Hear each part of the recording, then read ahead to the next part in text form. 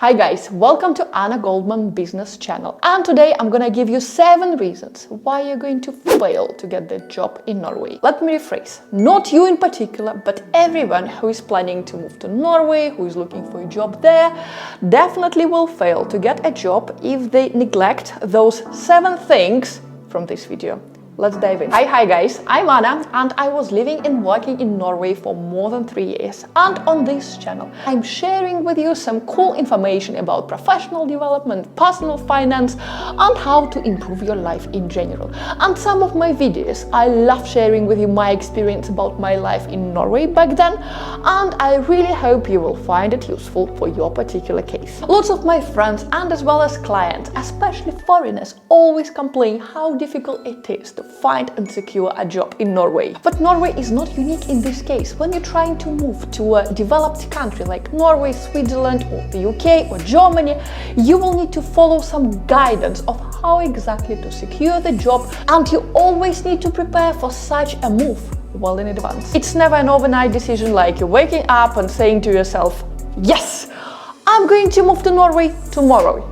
No guys, it doesn't work like this. When you decide to move to another country and try your life there, I would start preparing for such move 6-12 months in advance. So what's happening those 6-12 months in advance?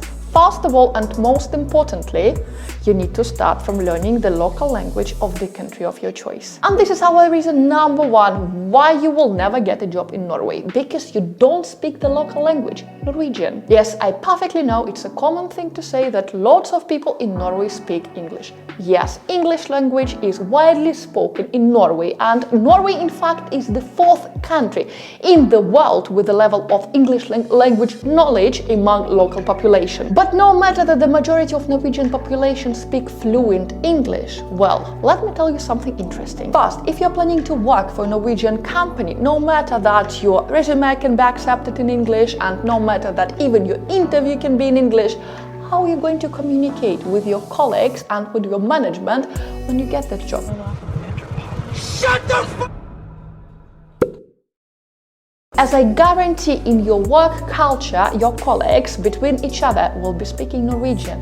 And believe me, it was my case, you will feel really isolated if you don't understand them, and you will never fully feel a part of their group if you don't speak the language. And second, I know that many Norwegian, my friends, will comment now that okay, we do speak English, but guys, don't be fooled with this information. If you're planning to move to Norway with a plan to get settled in this country, eventually it will come to your Norwegian citizenship exam. And my question to all my Norwegian friends who keep saying all the time how proficient they are in English. Guys, I know you speak great English, but when it comes to citizenship exam in a local language of the country, unfortunately you cannot pass Norwegian test exam speaking only English. So my advice, no matter which country you move to, start with learning the local language and do it well in advance, like 6 or 12 months before you actually move into country. You can even take any online course. There is a number of them on the internet available for you, and you can do those courses from any part of the world, anytime which is convenient for you. Speaking about resume, and my point number 2, you will never ever get a job in Norway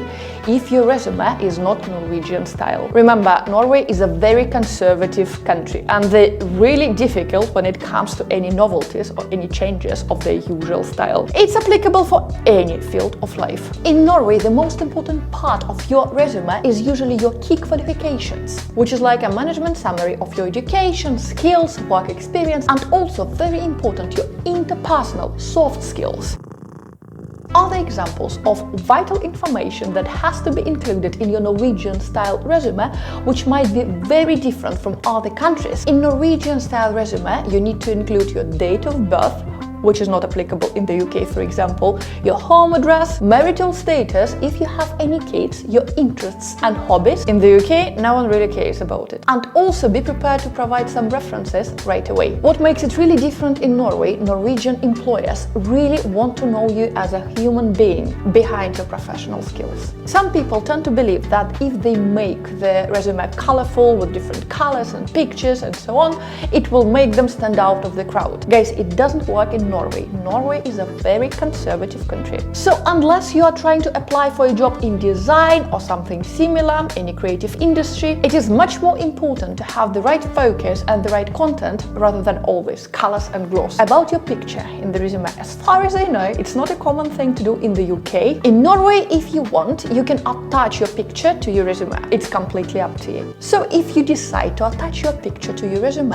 make sure that it's neutral and with a light background. I would advise to make it like a passport style picture, just with a friendly smile. Just to warn you, any creative approach, for example attaching picture of you skiing, might make you look unprofessional and most probably will not impress your recruiters. Even if you think that it's a creative approach and it will make you look like more like Norwegian, guys, it will not. Just keep it simple and keep it neutral. Also remember, for Norwegian companies there is no I in the team, and it starts from your resume. If you focus on your achievements and results rather than on your work experience, for your potential Norwegian employer, it might look like bragging, which you need to avoid in all costs in Norway. The negative effect of focusing on your achievements only could be even worse if it's done in a way that gives an impression that you're trying to take all the credit for a teamwork. You could therefore consider using we instead of I to highlight that those achievements were actually a team effort rather than your own results. The third reason, as you're so scared of networking and you're scared to approach people directly. Guys, we are living in 2023 and there are plenty of ways to network with people from any country in the world you want. I would personally break down networking in order to get a job in two vital parts. First part, which I personally find much more effective, is a physical,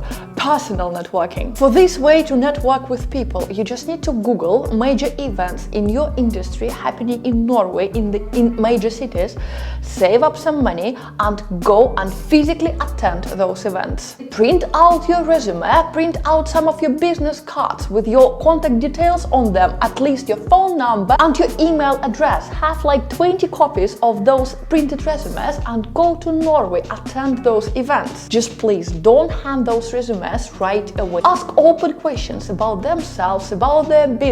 Try to find some common ground and try to develop some interest towards you and towards your personality. After 10 or 15 minutes of conversation, you can mention that you are interested in working in Norway and you would like to give them your resume to consider. Fine, if you're on a tight budget, you can always use online services. The first great platform would be LinkedIn, and secondly, companies' official websites. You know best players in Norwegian markets within your industry. Just write down like 10 companies you would like to work for in Norway and search for those companies on LinkedIn. You will see the name of the company and also people working for that company, and send them a direct message. Same with official websites. First of all, many Norwegian companies are publishing their open vacancies on their official websites, and also sometimes if the company is not huge, you can find employees of the companies published on their official website. Like for example, all the hotels in Scandinavia on their official websites have all information about their general managers, head of housekeeping, head of the restaurant, and all these people you can approach directly. And as I already mentioned before, if you struggle to find this information yourself, just write me an email. It's gonna be here, and also all my details will be in the description to this video.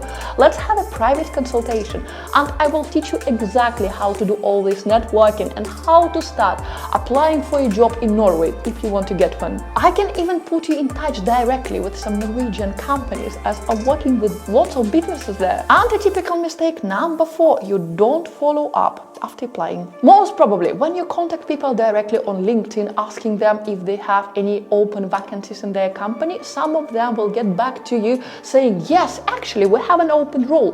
Please share your resume with me. This is my email. Please send it to me now. You're sending your resume on that email address and it's been a week, it's been 2 weeks and no one is getting back to you. Common situation, isn't it? What we usually do here, we're just giving up. But this is so wrong, guys. Did you ever think that maybe the person didn't even get your email? You already know the exact name of the person you sent your resume to. Just call the company, take their phone number from their website and ask to speak to that person directly. Just a simple question, if they got your resume and what would be their feedback. Guys, always remember that applying for any job is just a number game. same.